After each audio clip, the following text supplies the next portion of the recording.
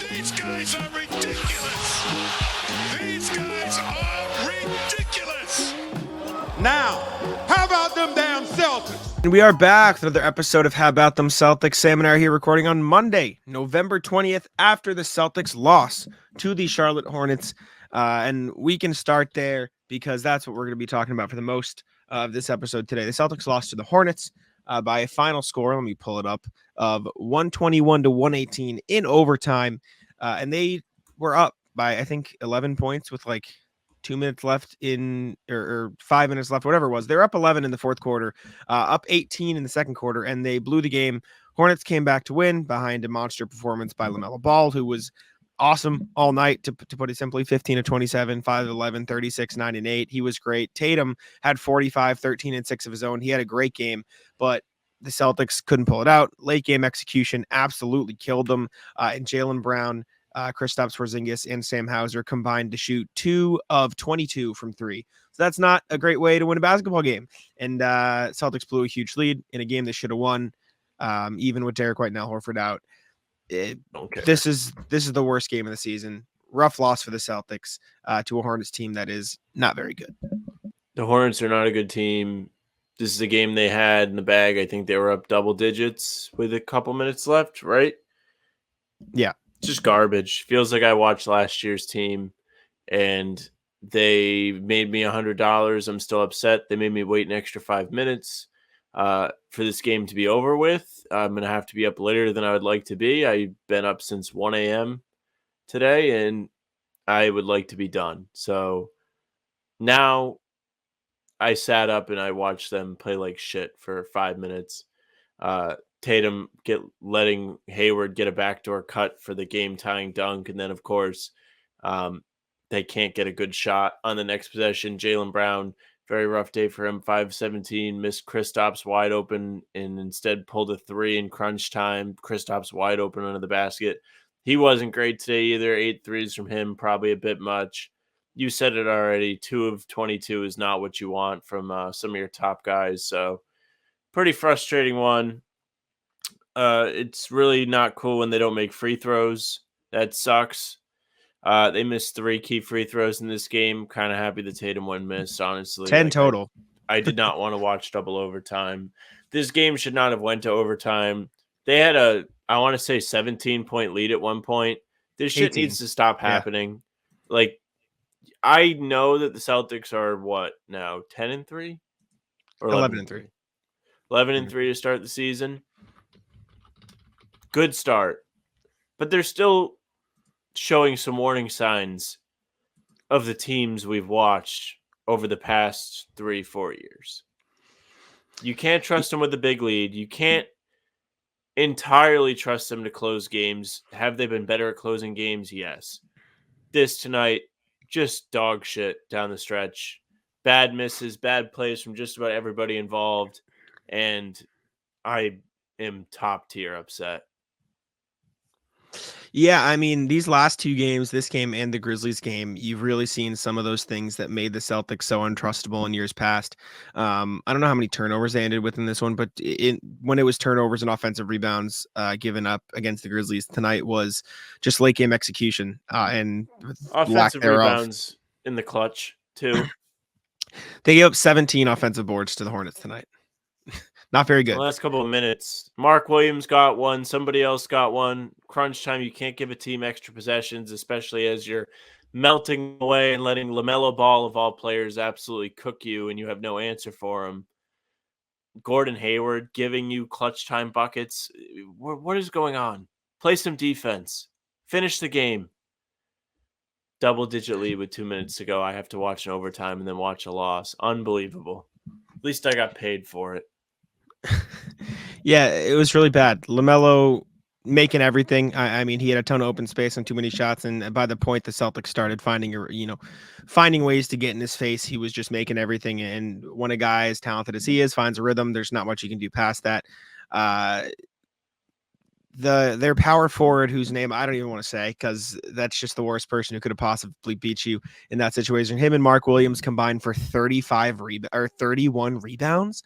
Mark Williams had 8 offensive rebounds on his own, 4 for Brandon Miller. Like, there was a play late in the game. Obviously, there was the Jason Tatum letting Gordon Hayward pass him baseline to get an open bucket to tie the game. But one before that, I think it was Hayward who flew in, or maybe it was Brandon Miller or Mark Williams.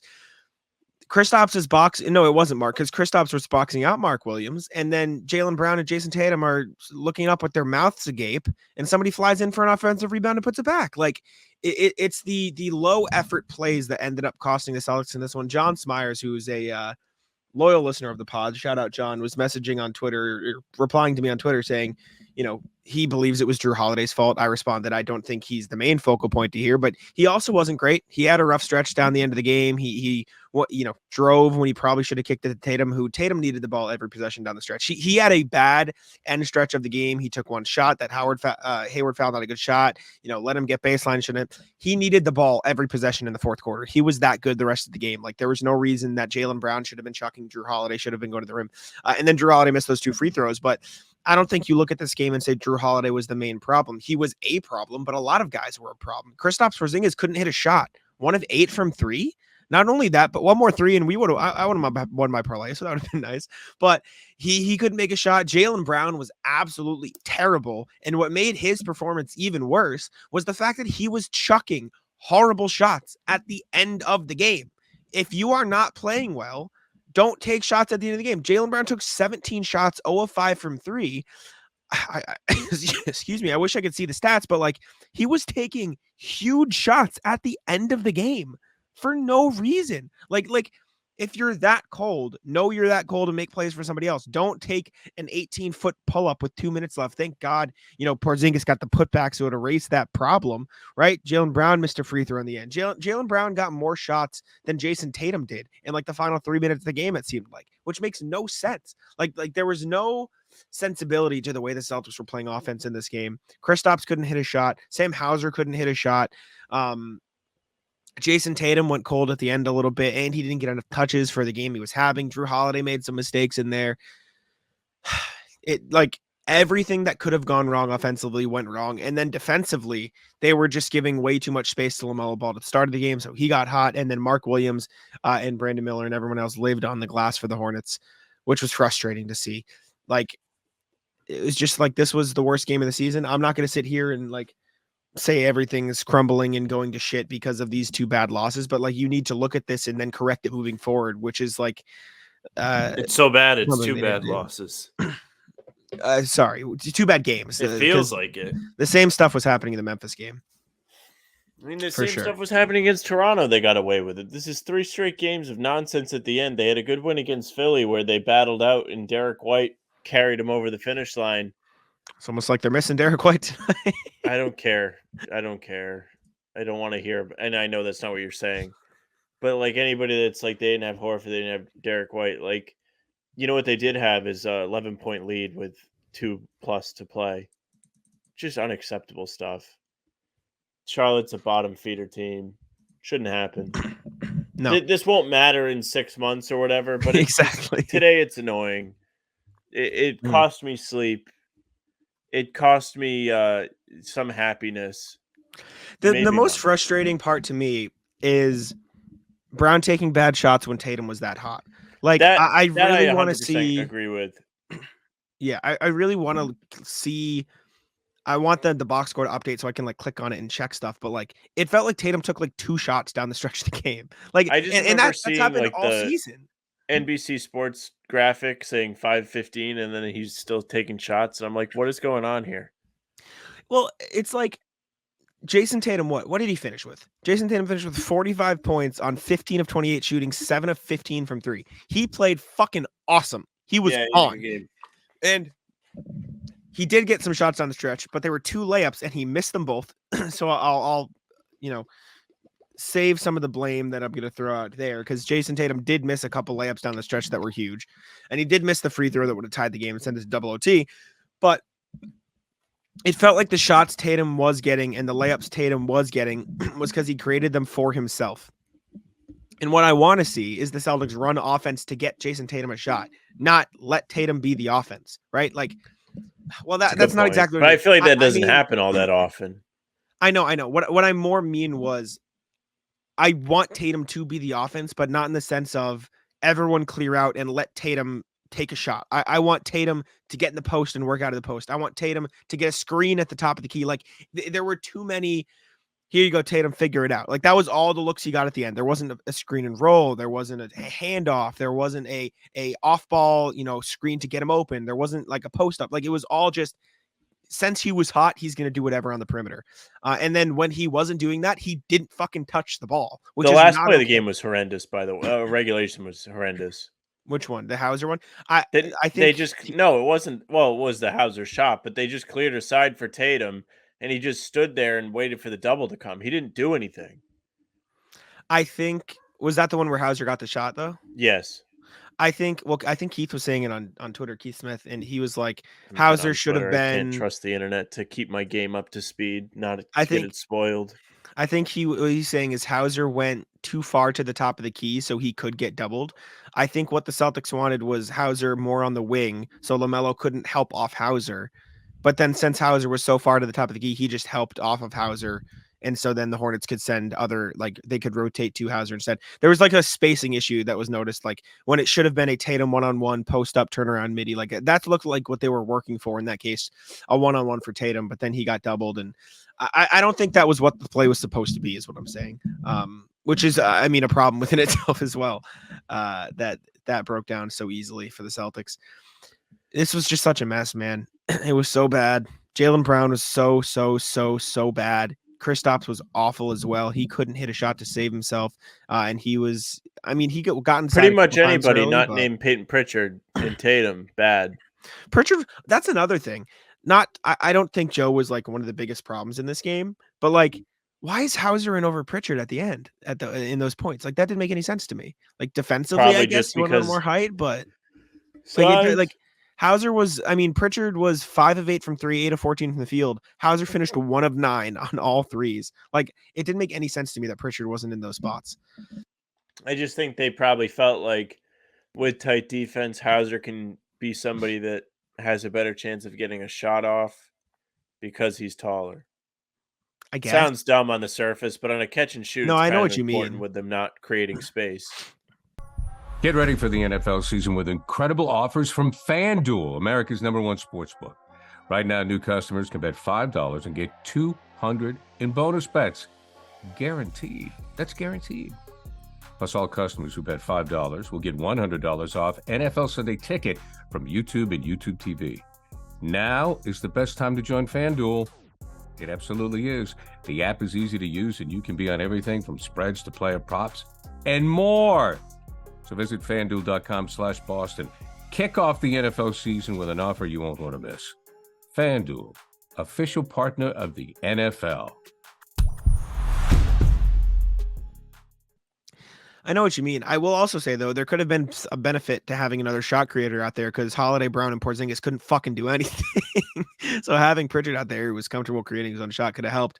I didn't think Drew Holiday was, 7 turnovers, now that I'm looking at it, is bad. I still didn't think he was like the biggest problem in this game. Obviously, 7 turnovers. He wasn't good. It wasn't a good Drew Holiday game. This was a game where you probably would have relied. I'll phrase it this way for you. This is a game they probably would have relied too heavily on Derek White's offensive creation because no one else had it. And so, but then at the same time, you have Pritchard in there, so let him play that role because he was on and he was awesome in this game. And I know, rightfully so, we're going to spend a lot of this podcast talking negative about this game, but like just for a couple minutes here, Pritchard was fucking awesome. Like this is the preseason Pritchard that the Celtics have wanted to see all season, that Celtics fans have been begging for.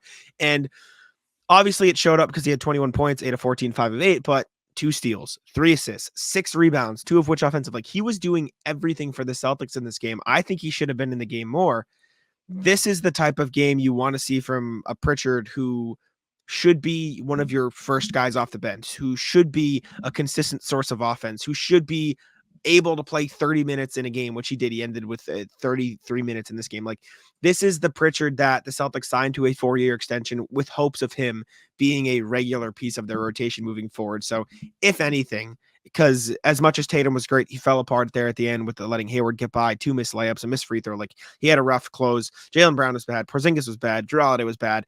if there's any bright spot to take away, it is that Payton Pritchard is fully capable of being great again. And this wasn't a Payton Pritchard was great game, and he had one, decent stretch. He started hot, but he was like a consistent source of offense for them throughout the game. And for what it's worth, that bench lineup where it was all bench guys was good. Like Cornette was a plus 25 in 18 minutes. O'Shea Brissett was a plus 17 in 22 minutes. Pritchard was a plus 16 in 33 minutes. Like those lineups where it was Pritchard creating the offense against the Hornets were good. And it was because Pritchard was on and Porzingis and Brown were not.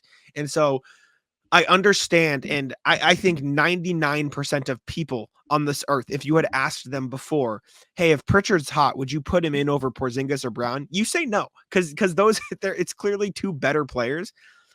But over Hauser, I think Pritchard needed to be in this game. He was far too good. And again, we're going to talk more bad about this game, I assume, throughout the pod. But Pritchard was a huge bright spot and an important thing to note from this one. Yeah, you burned a good Pritchard game. It seems like with the combination of Pritchard and Hauser, only one of them is allowed to play good at the same time, because Hauser has been red hot over the last week. And I think there was one. Yeah, the Pacers game when just beat everybody, made shots. Over the last 3 weeks, Hauser's been great. Pritchard has had flashes, I guess, but he's mostly been inconsistent. Now he finally steps up, and Hauser's 1 of 9. It's just kind of a sick joke. I also don't know what the splits are, Jack, but I, off the top of my head, remember Hauser being poor in now both of his 2 starts this year. So maybe keep him on the bench. He was 1 of 9. 1 of 9 tonight, and in his first start of the season, which was the Philly game, he was 3 of 9, 2 of 8. Yeah, not great. Yeah, bad. Very bad.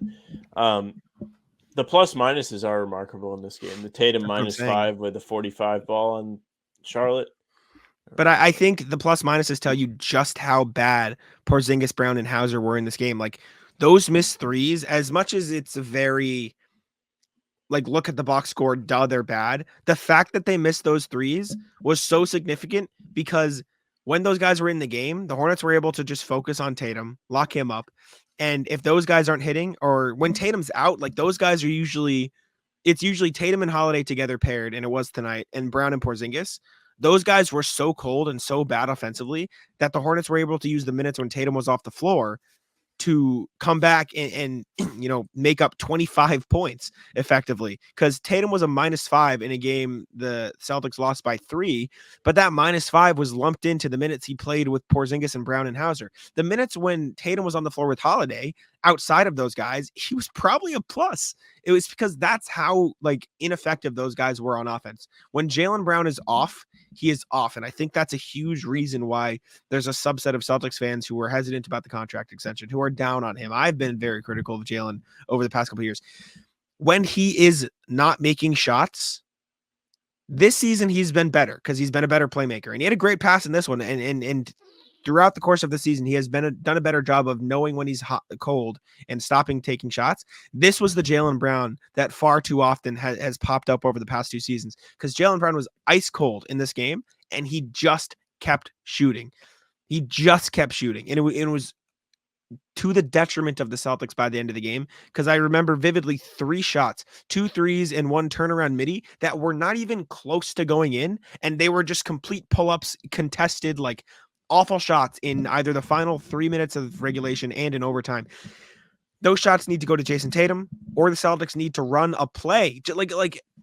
Jaylen Brown completely stalled the offense in those moments. And Kristaps Porzingis was also bad, but it felt like more of his shots were within the flow of the offense. He was just cold. Jaylen Brown took shots that hurt the Celtics because he was forcing it. And I think that's where the problem is. And that's where his problem has been in recent years. And again, been a lot better this year, but it was really bad tonight. I feel like the forcing's real. I feel like there were a lot of opportunities he had to continue to dominate his 2-man game with Porzingis, and he just didn't elect to do so. You said, settled for some threes, settled for some tough turnarounds. That one play just is burned into my brain of him firing up a contested 3 while Porzingis has his long ass wingspan. Was that in the fourth quarter or OT? It was with the clock winding down in either the fourth or OT. I'm going to find it. I think it might have been OT. And Porzingis has his long-ass wingspan fully extended, calling for the ball with nobody near him underneath the basket. and instead Jaylen fires up a 3. I was I just found it like, for you. You can keep I'm talking. I'll right. pull it up though. Yeah, Yeah, no, you're I'm right. right. Yeah, okay, I'm remembering correctly. Here's Jason Tatum gets double team atop the key. Right Jaylen here, Brown. right here. 3. This was such an awful shot. Porzingis, for audio listeners, wide open under the hoop. Jaylen Brown could have easily found him because LaMelo Ball. You know 2 what the for worst 1. part is? The worst part is here. Jaylen Brown could have easily kicked the ball to the corner to an open Pritchard or found Porzingis in the paint. And either one would have, and I'm not saying he should have passed to Pritchard. He obviously should have passed Porzingis. But my point is, either one would have been better than this contested 3 that just what are we doing? Like, for what? It was like Jaylen Brown was so bad. He hit Airball, front right? rim, Okay. front rim. And Kristaps hit a bunch of front rim tonight too. So I think it was, I don't know if it was tired He might have legs. front rimmed the dunk he would have had there. Good point. This was and again, this isn't me like making excuses for this, Porzingis, but like it just felt like he was short on everything. While I talk more, like I'm gonna throw up these shots. Like Jaylen Brown, the dunk attempts were funny, but like it just felt like I'm not saying these are bad I'm fine shots. with that being aggressive. Yeah, on that. I'm just pulling these up while I talk. It felt like every time Jaylen Brown got the ball, he was only looking for himself. And like you said, he's had a great 2-man game with Porzingis. For the audio listeners, we're watching Jaylen Brown shots in the 4th and OT on YouTube now, but he was just pulling and that was the one we just watched was a late shot clock one. And Celtics got bailed out with a rough foul call there. I know he's blocking, but like every time Jaylen Brown got the ball, he was only looking for himself. He could have tried to find Porzingis on the roll. That shot went in, but it just felt like he was so focused on breaking his slump. And I think that's where the mindset disconnect is at times. Some players are like, I'm cold, let me look for others. And it just feels like for Jaylen, a lot of the mindset is, I'm cold, I need to stop being cold, I need to find my shot. And against the Celtics tonight, it really, really, really hurt them at the end there. And I don't want this to turn into me saying like he was the only reason they lost. He wasn't. Like Porzingis was cold. Holiday had 7 turnovers. Tatum had some stupid plays at the end. And Hauser gonna make a shot. How you can pull up right? missed shots in the box score. You could just watch Tatum, Kristaps, Drew Holiday miss big free throws in this game. Do you want me to pull it up? I can find them for you. You want me to get them? Can you actually pull up missed free throws on the NBA box score? Not in the box score, but I can go watch it. But you can go into play-by-play and pick through them. Yeah, so you can see them. But Jaylen Brown wasn't the only reason they lost, but I do believe he was the biggest offensive reason they lost was a lot of the forced shots he had in the late game. But I just think it was an effort thing, as it has been for the past couple games. Like you mentioned, Toronto and Memphis, 17 offensive rebounds is so bad. And I think a lot of it falls on Tatum and Brown, but a good offensive rebounding team, to Mark Williams' credit. Mark Williams is a great offensive rebounder. Yeah. But you just can't let that happen when it's a close game with the time winding down. That's what we saw all through the last couple seasons, and it's why you couldn't trust those guys as far as you could throw them. This year it was starting to look different. Even though they looked really bad against Toronto and they looked bad against Memphis, you still had at least one of us believed in them in those games. I did not believe tonight. I bet against them. I was in, but as soon as the Hornets started getting some good looks down the stretch, I knew I knew the Celtics were going to fumble this.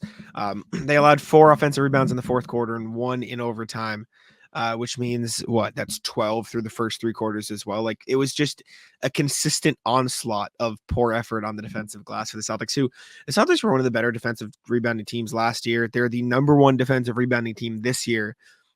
It doesn't make sense why their opponents, they are giving up the 9th fewest, so they're top 10 in fewest offensive rebounds allowed. It just feels like the timing of these offensive rebounds, and it's been more in the past couple games. I bet if I sorted this by, the last 2 games, it would be a lot worse. But it just feels like they give up a lot of timely ones, which is weird because as a whole, those timely plays are the important part of the game. I mean, on the show, yes, we that's my point. Discuss it all the time. There are timely stretches throughout every single game that can be considered clutch moments. It doesn't have to be 5 minutes within 5 points of each other. And, that's the only clutch. No, that's what I'm saying. I'm saying it works. I'm saying the numbers say they're a good team at keeping, they're good at keeping teams off the offensive glass, but all of the offensive rebounds they do allow come at the worst possible time. And over the last 3 games, the Celtics have allowed, I'm trying to do quick math in my head, 48 offensive rebounds in the last 3 games, which is what's 48 divided by 3? Quick maths. 16 offensive rebounds a game. Oh, you said 48. Yeah. 48. Right. That's horrible. That is so bad. Rough loss. Again, like Sam said, this loss probably won't matter in X amount of months, but it is frustrating and it is significant because of the way they lost and the way they've been playing the last 3 games. They have a huge game against the Bucks on Wednesday, and I don't really care because those are the games they get up for anyways, right? You need to beat these lower tier teams. Well, no, I care. I care about it in the sense of a game, but I'm not going to use that game as a marker for, or the Celtics are back. They'll be back when they beat the Pacers by 51 again. You know what I'm saying? Like, they need to get back to where they were at the start of the season. Yeah, they've definitely started to slip over the last stretch here because, yes, oh boy, the 50-point wins. What a time it was to be alive. Now it was nice. You're having to watch overtime games. Oof. They better win the in-season tournament game on Friday. Would be clutch. Which I say with some seriousness because I actually want them to do well. Yeah, no, I know. I agree. All right, let's go into the emails. There was no Before real we Celtics do the news. emails. I mean, what's recording. poppin' wheel? Yes, you're right. Let's hit the what's poppin' wheel. Inpopnito winner. I'm just updating the sheet because we forgot to do this at the start because I think we were both kind of yeah, we were both pissed. We'll both say a little heated over the game. But Inpopnito, let me throw it on the screen for you and go to the wheel. All right, not as many entries this time, so you 5 that entered have a much better chance. Let's see who's winning some popcorn this time around. Literally the last time everybody entered. I know. The winner, so fitting. RJ. Finally get some popcorn. RJ, I mean, you email us enough to know that I'll hit you with an email. We'll get you set up. I assume you'll see this, but we'll get you hooked up, RJ. Shout out to you. Comment what's popping on this podcast for a chance to win some Inpopnito popcorn. It'll be a good time. And yeah, we'll get you hooked up. Comment what's popping with your comment, and you'll be entered in the next giveaway for some popcorn. I guess I'll leave Inpopnito on the screen, though, because it is what's popping time. It is time to check in with our emails. Let's see what people had to say. And if my memory serves correct, we do have plenty of emails from our guy RJ anyway. So I think we'll be seeing some stuff from him here. Let me share screen here and we'll go to the email. What's poppin'? Play up. This was 2 days ago. Evening, gents, watching the Memphis San Antonio game tonight. And I think that as long as Celtics take them seriously as an opponent, we might see a 50-point margin of victory. Oh no. This was before the Grizzlies game, which the Celtics won by 2. Grizz lack both talent and connectedness. If Coach Mazzulla points out to the refs their tendency to use 2 hands on check screens, Celtics may be able to Geno time midway through the third, even without Jaylen. Stupid tournament courts. Be well. Age like milk. Sorry, RJ. We don't read these before we go on the show, but it's nice to see the reflection. So you'll get them next time. Yeah, that's a tough one. Next email from Jesse Kennedy, new emailer. Hello, how we doing?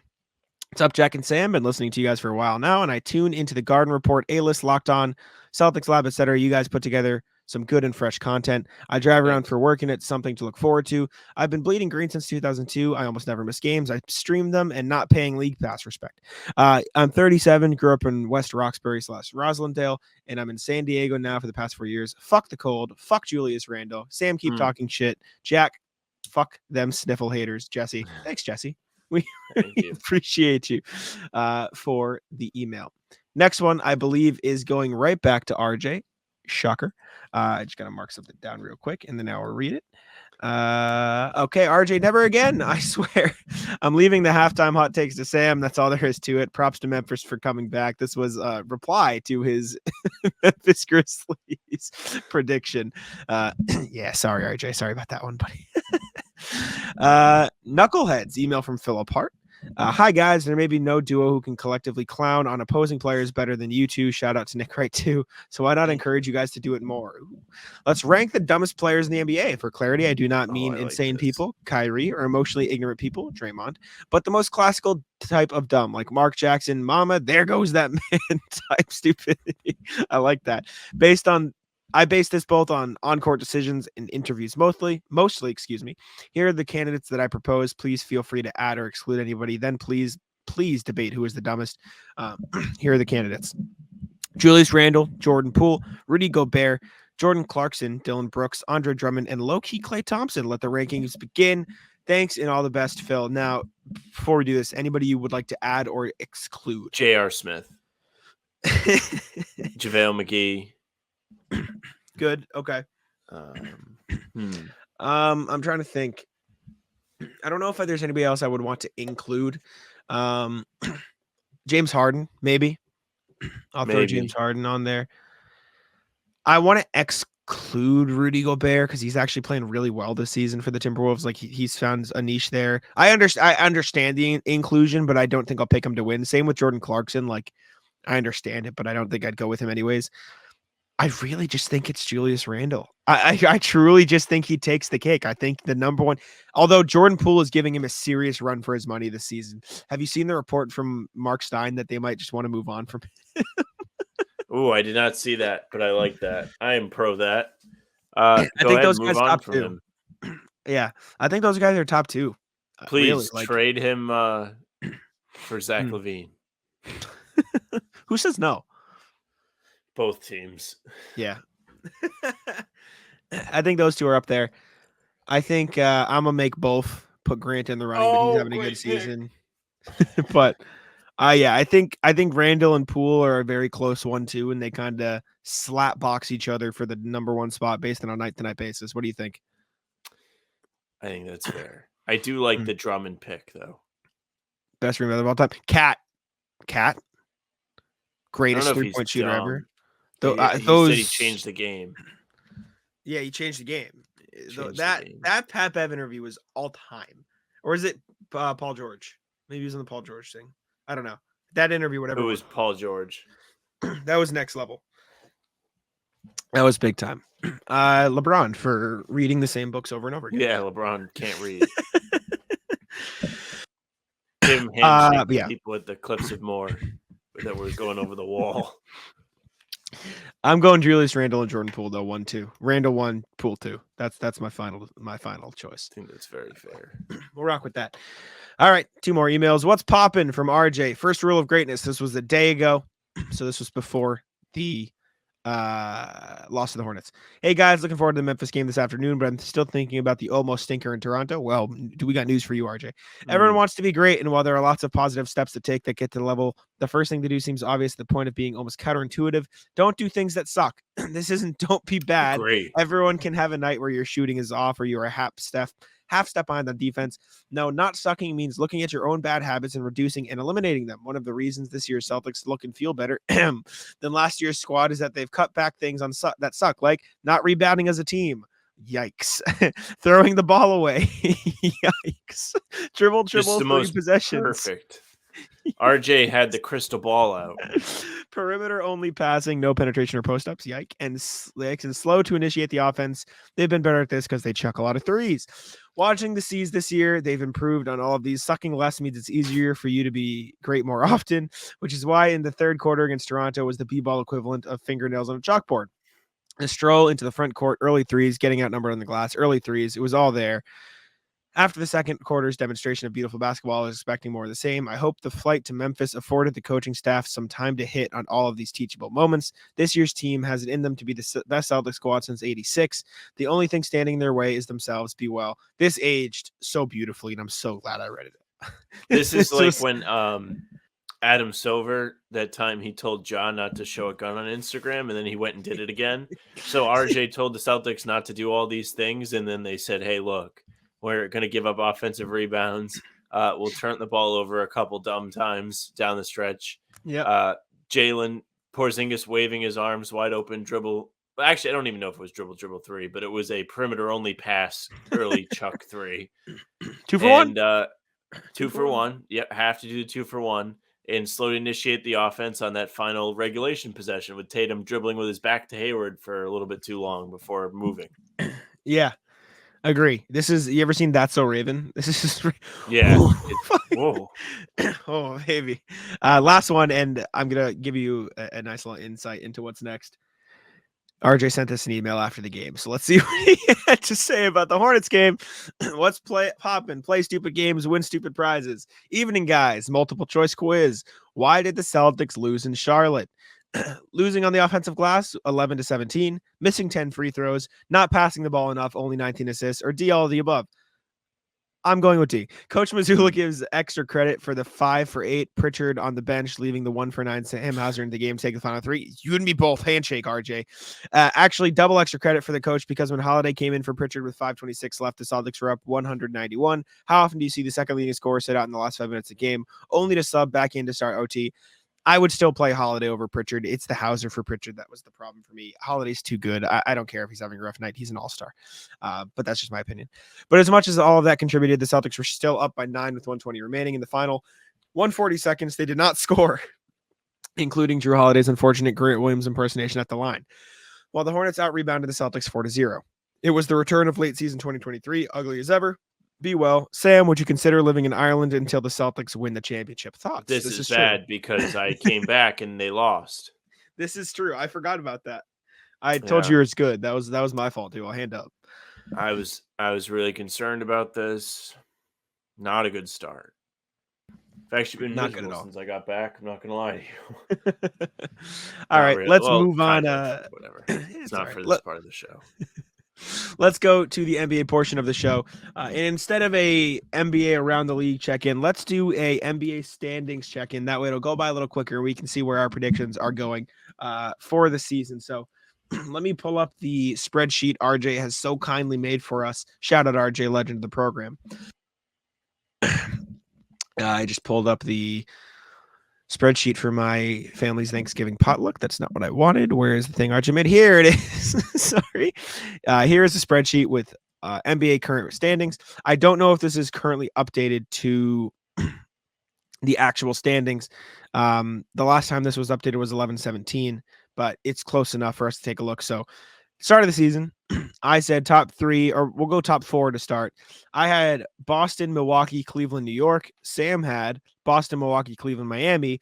Right now, it is roughly Boston, Philly, Milwaukee, Miami. So close, Philly, a little bit better than consensus for us two.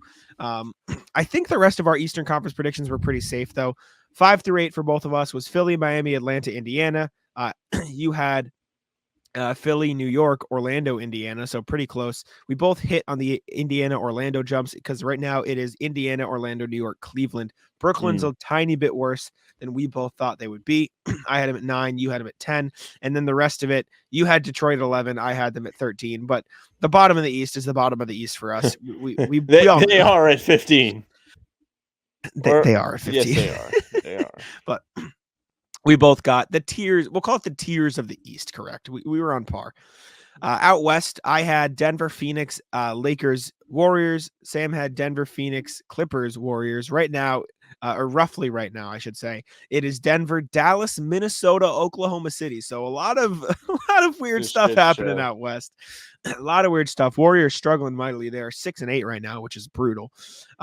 Next tier in the 5 through 8. I had, sorry, getting confused here. Memphis, OKC, Sacramento, Clippers. Sam had Lakers, New Orleans, Oklahoma City, Memphis. Obviously, Memphis has been struggling. Right now, it is Sacramento, Houston, Lakers, New Orleans. Shout out to you for getting the Pelicans higher up there, at least for now. I was more down on them.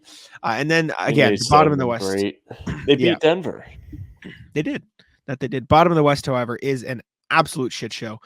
Houston's much better than everyone thought, but Portland, Memphis, San Antonio, bad. Clippers, Utah, Phoenix, Golden State, all bad as well. Standings are weird right now. It feels like the East is shaping out into what a lot of people expected it to be, but the West is a complete shit show. Also, just quickly, just because he made the sheet, so respect. RJ is on par with the East, just like we were. He had Orlando, Indiana, 8-9 roughly, and he had the bottom 5. He was way down on Houston. but they are back up. He was very high in Minnesota, so respect to RJ. He had him at 3, and they're popping. He had OKC way up here, not as high on Dallas. They've outperformed a bit, and then the Lakers in 12. RJ is, I guess, right now pretty good. I don't know where they're at. They are in 9, so you're closer than we are. But RJ hitting and missing on similar stuff to Sam and I. But let's move on to our next piece of NBA news here, which I believe is the Bulls. The first thing we have on here. No, it is. Yes. Yes, it is. So, do you want to do this? You put it on the sheet, or do you want me to? Yeah. So, little update from the Bulls. Now, if you asked me, this is not a very surprising report, but it is news because we learned it. According to NBA insider Mark Stein, Alex Caruso and Pat Williams are quote unquote generating the most November trade curiosity from rival teams. Among all of the Bulls, they are. In fact, Stein noted, Caruso, quote unquote, would have a double-digit list of trade suitors if the Bulls decided to make him available, which they haven't. Not mentioned Zach LaVine. Shocker. Bad contract, losing player, nobody wants him. Meanwhile, Caruso, good contract, hard-nosed defensive winning player, and people want him. Are you surprised? I agree. And also, Zach LaVine, for what it's worth, this was from Casey Johnson of NBC Sports Chicago. After the Bulls' recent big comeback win over the Heat, didn't do post-game stuff. He just walked off the court, and apparently Billy Donovan and everyone were like mad at him. They were like really pissed with the way he acted and carried himself. He is one of the greats. He said it was a miscommunication with the Bulls PR staff, but the video showed him literally shaking off his PR person, like ignoring miscommunication. Himself. He didn't want to do it, and they thought he might do it, and then he had to tell them no. No, but I think Caruso, if the Bulls don't trade Caruso, the Bulls are fucking stupid, man. I'm so done with the Bulls. They're so ass. I have to write about them. And I'm very happy that I get to write about basketball for a living, but holy shit, they're bad. They're losing by 22 to the Heat right now. And you know what? Good. I want them to lose every game so they're forced to blow up this dog shit team. It's so bad. LaVine took 9 shots tonight because he's ass. He's a minus 24. Kobe White led them in scoring with 20, right? Alex Caruso has 13 in the starting lineup. DeMar DeRozan's a minus 15. They're useless, man. This team's so stupid. I hate the Bulls, man. I fucking hate them. I think they're fans. People in the pregame wanted us to talk about Caruso. I'd love Caruso in Boston. Celtics, Caruso's awesome. Caruso, free LaVine, my ass. Free Caruso. Get that man out of there. Poor guy. LaVine doesn't deserve to be freed. Agree. He stay in Chicago. Have some fun there, buddy. Next thing we have is the Sacramento Kings, who I've been enjoying the season, but they just got absolutely fucking shit on by whoever they were playing. I just saw it. Yeah, they lost by 40 to the Pelicans right now.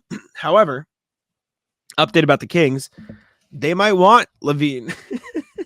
Good luck to the Kings are going star hunting at the NBA trade deadline, according to Shams Charania of The Athletic. He said they're going to be involved in every star player. Pascal Siakam, OG Anunoby, maybe Zach LaVine. They've done a good job at keeping their assets. They have tradable contracts. They're going to be a player for stars coming up for sure. I think eventually they could add a third piece. The Kings were in on LaVine when he re-signed with the Bulls. They made an offer that the Bulls matched in restricted free agency a bunch of years ago. And I will also say they do make some sort of sense for LaVine because he could be sort of a secondary option to Fox on the perimeter. You know, you could pretty easily replace Kevin Huerter in that starting lineup with Zach LaVine, who is a better shot creator and has been an efficient scorer in the past when put in the right positions to do so. I would like Siakam or OG Anunoby a bit more for them. I think OG Anunoby would be perfect. Him and Keegan Murray on the perimeter would be fucking disgusting. But I don't hate any of those guys for the Kings, although I do admittedly, I like Zach LaVine the least for that. See, I don't know if I understand the Siakam fit as much. I know they do play Sabonis at center, so it could very well work. But I don't really see Siakam as a perimeter player. He does his best work closer to the basket in the paint, hitting spin moves. I think that puts Sabonis in an awkward predicament. He's got a little bit less space to work down there. I think Sacramento probably works best with one guy manning the paint instead of two. But yeah, I'll say this. I like OG a lot for them. Yes. They could probably slide either him or Murray to that 2-guard spot if they were to make a deal. You'd imagine that Huerter would probably go. I don't really know who else they would have to throw in for salary. They would have to do way more than Huerter to intrigue. Yeah, Harrison Barnes. To intrigue the Raptors, who have been a hardball team in terms of Yeah. fielding offers for OG Anunoby. But with all that being said, if I had to pick any team to make a deal this year, I would love to see it be the Kings, because I think the Kings have proven to everybody that they are a good team. We saw a crazy showing from Fox earlier this week, and they need a legitimate second punch. They can get away with not adding that second punch, especially if it is Zach LaVine that is the rumored guy, by just continuing to solidify the supporting cast with somebody like OG, who in his own right could be a nice secondary punch, or at least tertiary if you want Sabonis to remain that. Yeah, I agree with you. Also, sorry, I got distracted. The Celtics just tweeted, "This was an atypical loss for us in Charlotte," and I just want to scream, "No, it fucking wasn't, buddy. It's what you did all of last year." What do you mean atypical? Maybe atypical for this group, but oh boy, what a disaster! Did you hear what I said about the Celtics tweet? I don't know if you cut out at that exact moment. I sure did. Yeah. The Celtics tweeted out, "This was an atypical loss for us in Charlotte," and I'm like, "Was it though? Was it atypical? Oh no, Was this different?" So. I can imagine they're getting cooked. Sorry, I just had to bring that back up because I saw that you paused. Anyways, next thing we have, Patrick Williams spoke about the Wizards. Patrick Beverley spoke about the Wizards. Sorry. He said, "Shit show. I mean, they lose a ton of games. Shit shouldn't happen. I don't give a fuck who you are. The greats, that wouldn't happen. It's not happening. You need good vets." And you know what, Patrick Beverley? I think we all knew this. I thought the Wizards were good, though. But now that he mentioned it, they do lose a lot of games. They do. They did just, I believe, get eliminated from the in-season tournament, which kind of sucks. Because with fun young players like Jordan Poole and also Kyle Kuzma, who's almost 30, you really could have got your fan base excited about something with this new competition. But they also could use some good vets, you know, maybe somebody like, you know what I'd ask him? You know what I'd ask Patrick Beverley? Are you volunteering? Are you putting your hand up to go there and be their vet? Like, what are we doing? He'd be like, hell no. He'd be like, yeah, fuck no, absolutely I don't want to go. Not. What vets want to go? Didn't they waive Taj Gibson at the start of the season? I wonder if Taj Gibson was like, you motherfuckers better not fucking bring me on this team. Probably. He probably didn't want to spend time there. Man. Yeah, the Wizards suck. I mean, this is Patrick Beverley letting everybody know the sky's blue. Like, let's be honest. Let's be honest with ourselves. It would be sick if the Wizards ripped off like 10 straight wins. Yeah. Also, we didn't talk about this in the Celtics thing. Very brief. The clock got messed up. You know how everyone was mad, like the clock in the last play. Who fucking cares? Like yes, yeah. It was wrong. Yes, they should have had more time. Don't blow a 9-point lead with a minute left. Yeah, don't blow a lead. Thoughts on not being bad. Also, again, more Celtic stuff briefly. The pressers haven't started yet. Like, no one started talking to the media yet. Joe hasn't talked yet. Nobody's talked yet, which is very weird. Joe, it's the coach is usually supposed to talk 15 minutes after the game, like go. So speculation, are they having a meeting? Don't know. But we're about to go into the rat list, so you'll have to hear about that on the next episode about them Celtics. Let's jump into the rat list here. And you just got back from Ireland, and I know you're very tired, so I'm going to let you kick it off to get any steam off your chest. The internet still fucking sucks here. I forgot. You miss Wi-Fi? Hotel Wi-Fi? You miss it? Do I miss hotel Wi-Fi? I do. I really do. That's so what was great about hotel Wi-Fi is I could talk to Jack forever and I wouldn't lag. But I came home and we did the show today and it took me 4 minutes. 4 minutes to lag. I'm half tempted to edit in your outburst, just take out the silence, but just have you go and then go fuck. You just fucking jump right back into the pod. It didn't even start with us recording. I was trying to watch the game downstairs, and you get the little buffering circle on the TV. It needs to come to an end. That's a disaster. That's a rough one. What am I gonna rat list? Oh, I'm gonna rat list not Danny, but the situation he unintentionally put me in. So I went out for drinks. I went out in Boston on Saturday. It was great. I got the perfect level of drunk where I was happy. And I'm not a big drinker. I know Sam, you're not a drinker at all. I don't like drink a lot. Like I'll drink on the weekends every once in a while, like every 2 weeks, every week, whatever. Like I'll Yeah, drink not for very often. no.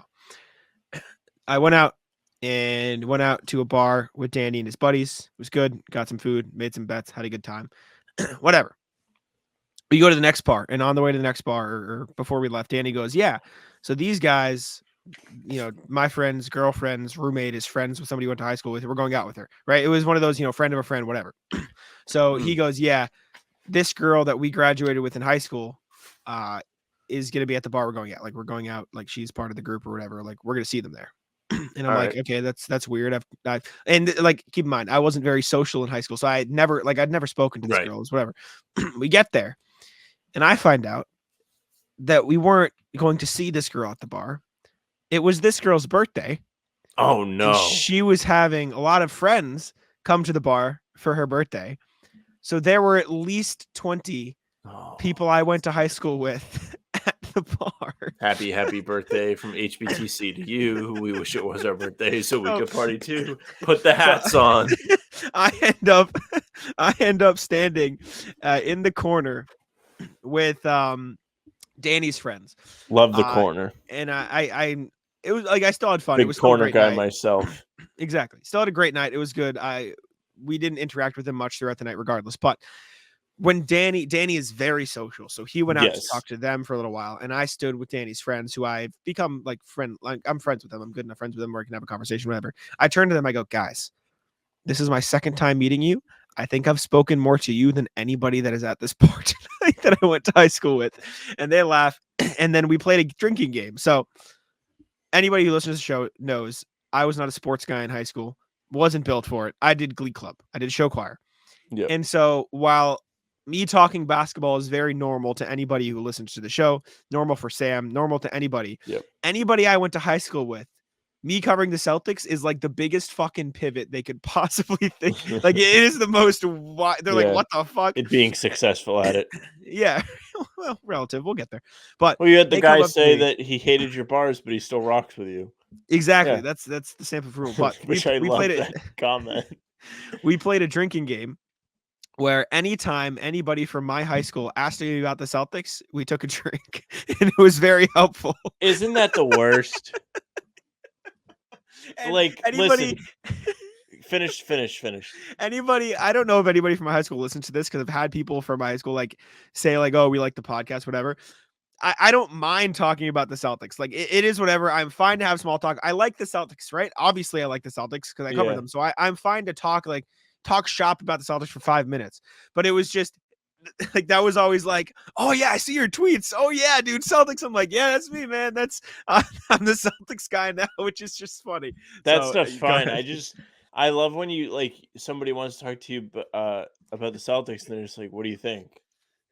What do I think about what?" I mean, they're good, man. Well, because the issue is, I talk about the Celtics so often and in such niche, minute Yes. details that Correct. it is almost hard for me to generalize my thoughts.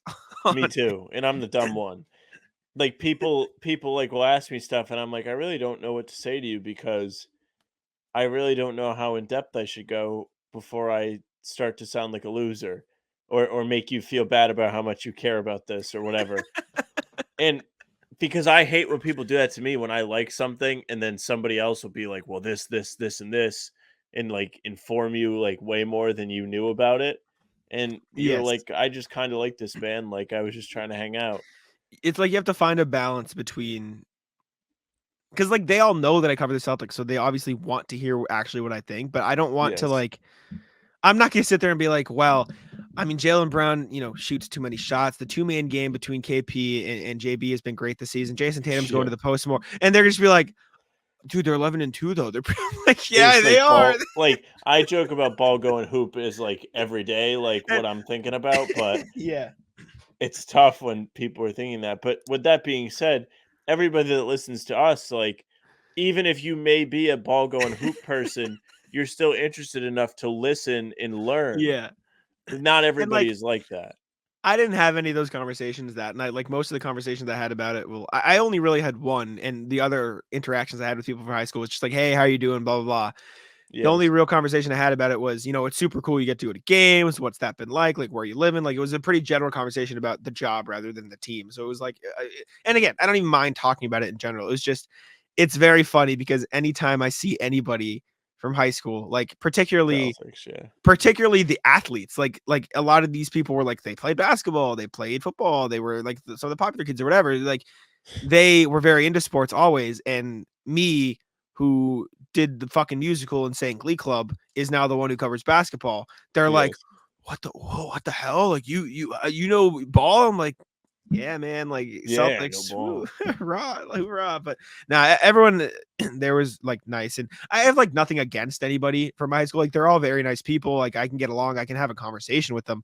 I'm just not a fucking social person, and so I've never like talked to them. And Danny, who was extremely social, it was just going up like doing the rounds, like, yeah, how you been? And I'm sitting there like, hey man, this ain't what I signed up for. But I mean, shout out to everybody I talked to, I guess, if you're listening. I don't want My favorite thing about our show is that like the people that show up in the comments will have good conversation with each other, or they'll ask good questions. Like always like participate. There's nothing wrong with participating. It's just for us to be approached on certain things is difficult at times because we don't really know what to say. We don't know. And again, I don't mind doing it. I just feel like it's hard for me to generalize stuff. Like is like what I said. Yeah. All right. Yeah. What do you got? You got anything else? So Ratless, this guy on my flight today, so we're at the airport before we board, and before they board the plane, they separate everyone into classes, as you do, right? Whoa. Yeah. But they do Delta 1, Premium Select, all the other, like, you get to board first because your special thing, like whatever, Diamond, Platinum, all that stuff. Then they have Main Cabin 1, 2, 3, and then Basic. So anyways, I'm in Main Cabin 3. We've been all lined up for a while. My foot hurts. And then this fucking dickhead guy comes with his wife. And I don't know. You look at this guy and he's just one of those people, you look at him and you're like, I know that guy's going to be a problem for somebody today. Yeah. And like he's talking Tatum to walking the into agent Charlotte. at the gate. And I think he was like Main Cabin 2. And I'm lagging. Oh, Sam is lagging. I'm just going to talk here for a second while Sam. What was the last thing you heard? Main Cabin 2. You lagged for 2 seconds. You're good. Main Cabin 2. And so he starts talking to the agent, and she explains like where he has to line up, and he gets all like bent out of shape because he went to the wrong side. And what did it for me is they have the sign that tells you where to board. On the left side, it says Sky Priority.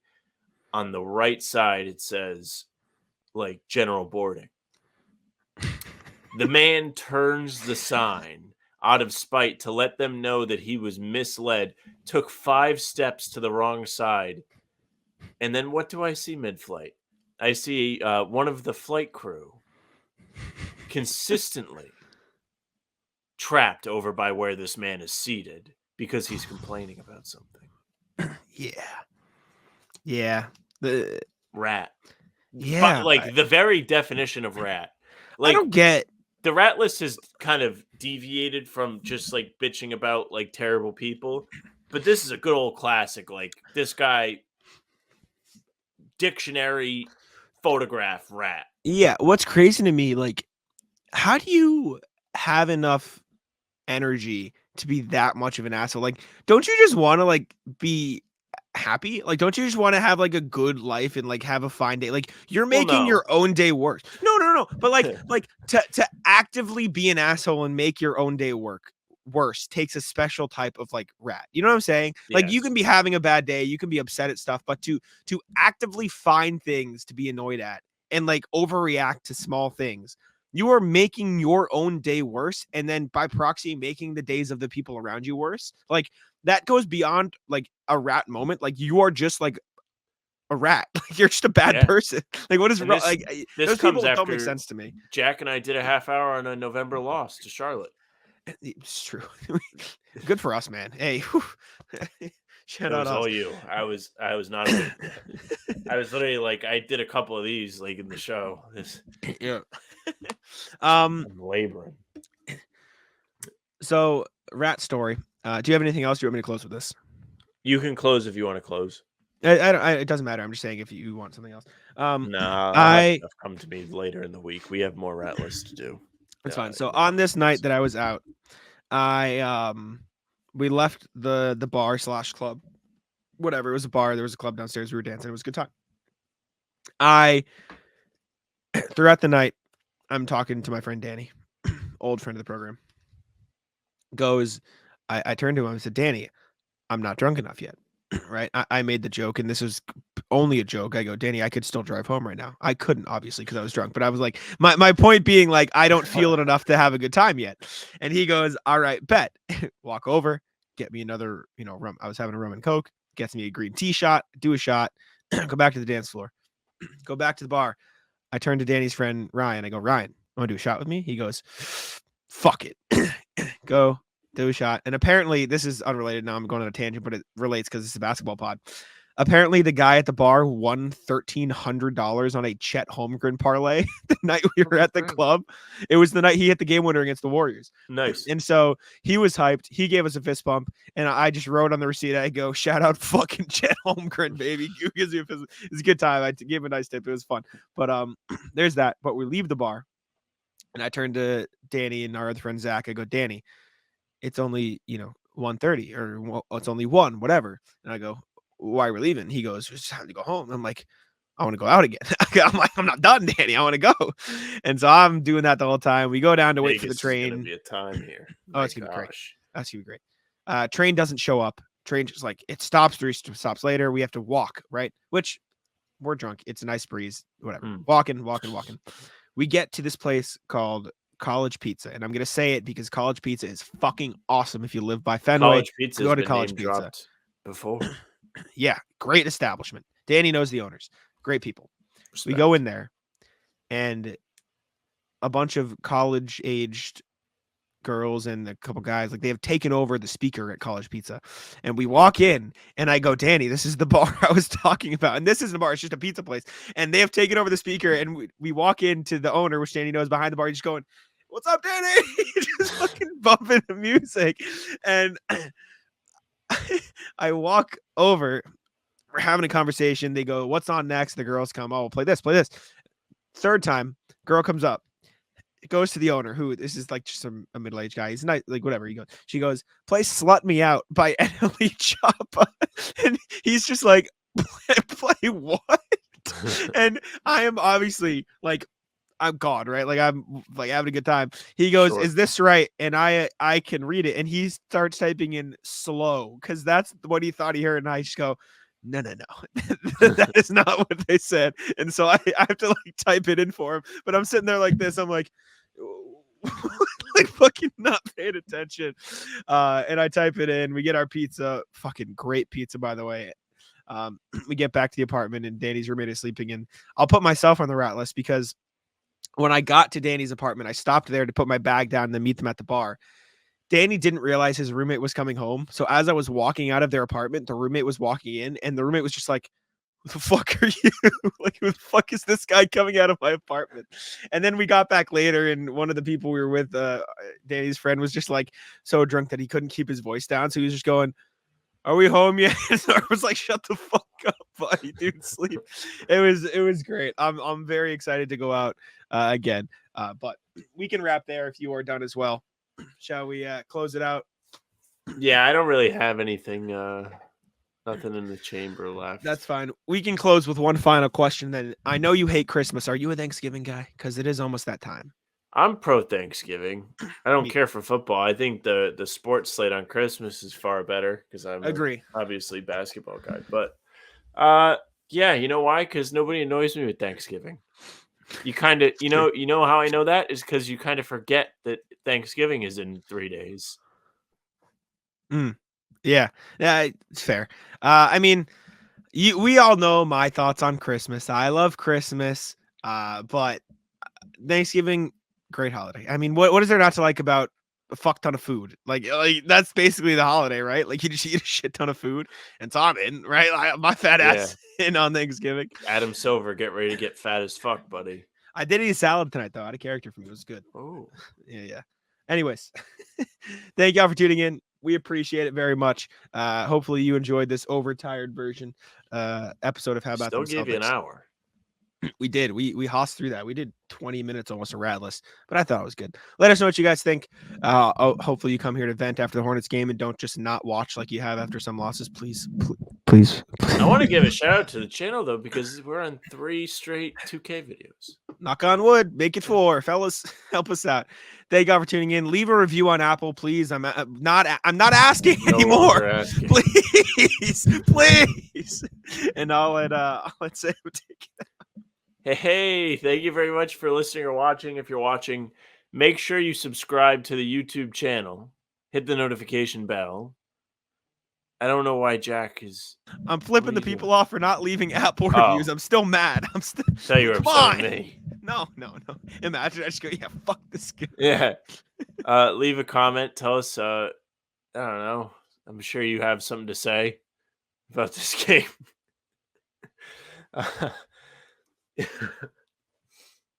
You can find us on Spotify and Apple as well. All full-length pods will be there. All game recaps will be there. Leave a nice 5-star review. We're no longer asking. You can find us on socials at How About Them C's. That's Twitter, Instagram, and TikTok. Facebook is just the name of the podcast. You can follow us there or leave a like. You can do both on Facebook, whatever. The pregame streams will be there. They'll be on YouTube. You can follow Jack on Twitter at JackSimoneNB. You can follow me at Sam LaFrance. That's it for us. Tic tac